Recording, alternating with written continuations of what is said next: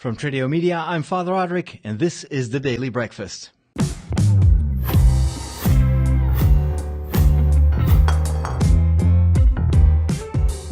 Hi, and welcome back to a new episode of the Daily Breakfast. I am Father Roderick, and I'm back from so many different places last week.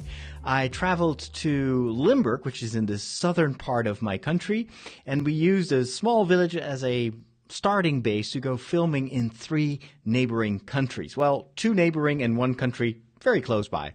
So on Tuesday, I went to Belgium, and I was going to film an episode of my TV show, and it was really like a Hail Mary pass. I had tried to find some people to interview and try to arrange some topics, but I didn't get any response back. And so the day before, I was still panicking, like, what am I going to film? I had 3 ideas. I wanted to go to an abbey where the monks had left, I think 20 or 30 years ago, but now there is a Christian community that lives there, and there is a brewery that uses the old Cistercian recipes to make the beer that they used to make in the many centuries before, but creates modern beer for that.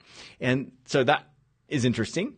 And I also wanted to check out that Christian community and see if in some way or another they would continue this inspiration of the monks. So that was the first idea. The second idea was to go and visit Banneux, which is a tiny village right very close to the Dutch border. I think it's about 6 or 7 kilometers, if not less, where, according to reports, the Virgin Mary appeared to a young girl 8 times, and she presented herself as the Virgin of the Poor. And even today, thousands and thousands of people from the Netherlands go there on pilgrimage every year. And so I figured, well, let's go take a look. The thing is, it's in the middle of winter, and that place of pilgrimage is right in the heart of the Ardennes, which is not a mountainous, but it's a kind of a hilly. Do you say that? It's a bit. There are hills there. It's a bit more the elevated part of Belgium, and so it's very cold. And last week was an extremely cold week. We had cold coming from Russia. And so I figured there's not going to be anyone there. It's the winter season. The pilgrimage season starts in May. So that was a second question mark. And then the third idea that I had was to go to the city of Liège, Luik in Dutch, which is a industrial city, also not very far from the Dutch border. And that's also a diocese. And there are a few priests working there that I know that I've gotten to know in seminary, because I was in Belgium for 5 years, the first 5 years of my studies for the priesthood. And so figured it could be an idea to go back and see how they're doing and what has their life become 25 years later, because that's approximately the amount of time that passed since I last saw them and today. But no replies, no responses. And so on Tuesday, we just went to this abbey to begin with, and the first thing we heard was, well, the Christian community is on retreat, so there's no one here. And you may want to check the brewery, but we don't know if they have time. So we walk into the office of the main office of the brewery, and there are 2 guys sitting there. And so I tell them, well, I emailed one of your PR representatives, and he said he would arrange something for us, but I never heard back. And so both of them are looking at us like, we have no idea who you called, but we didn't get the message.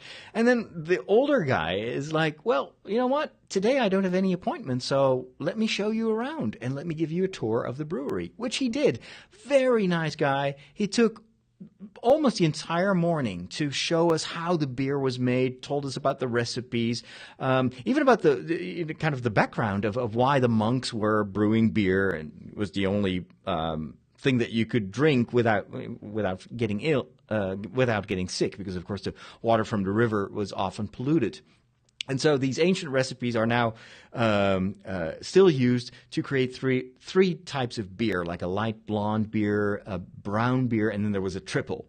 And I got to film the entire process. It's a small brewery, one of the smaller ones in Belgium, but it was so cool to see. And fortunately for us, there were a couple of brewers that were doing that on the spot. And so I was with the camera, like, on top of every step of the process. It was so much fun.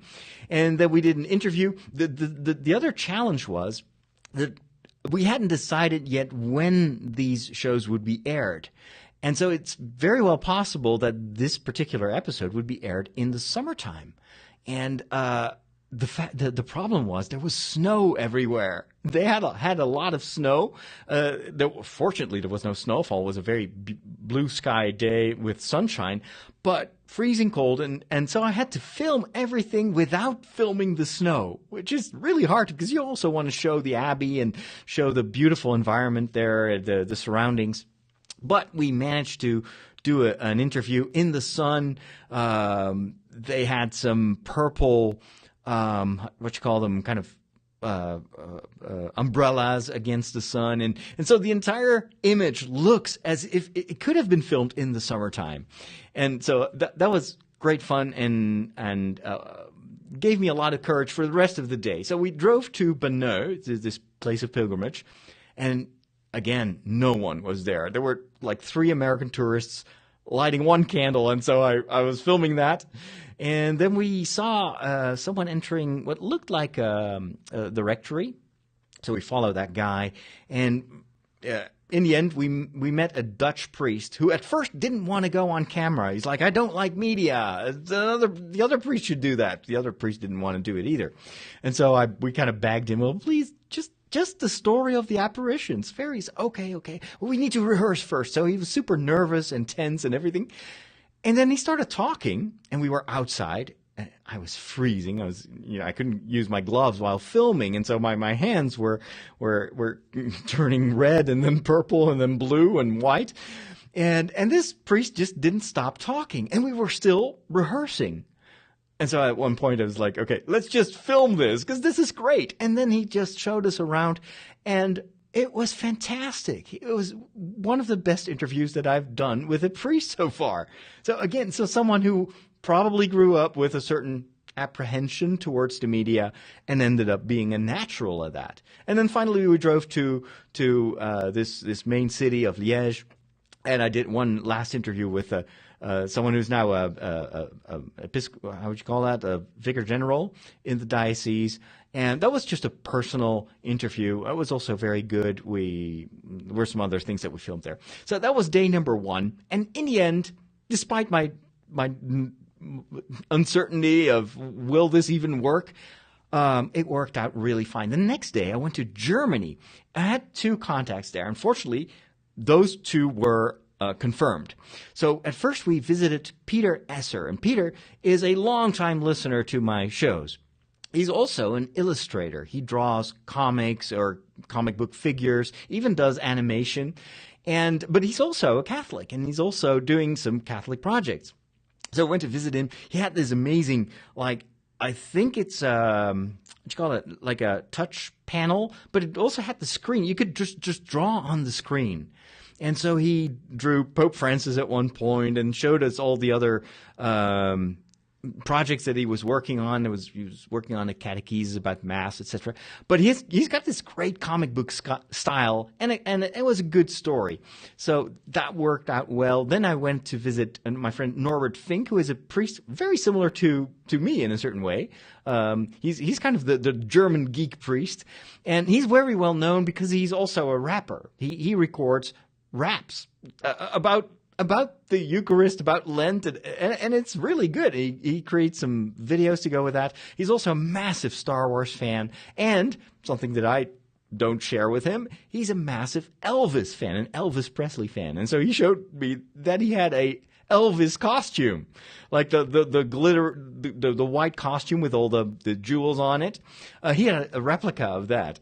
And every once in a while, he will actually perform as Elvis. So that was a lot. It was also a great interview. And then the third day, we went to Luxembourg, and I interviewed my friend, Father Michel, who just came back from Lebanon, where the Arab version of Tweeting with God was presented. And so I interviewed him about Tweeting with God, which is a great book. Check it out. There's also a website and an app.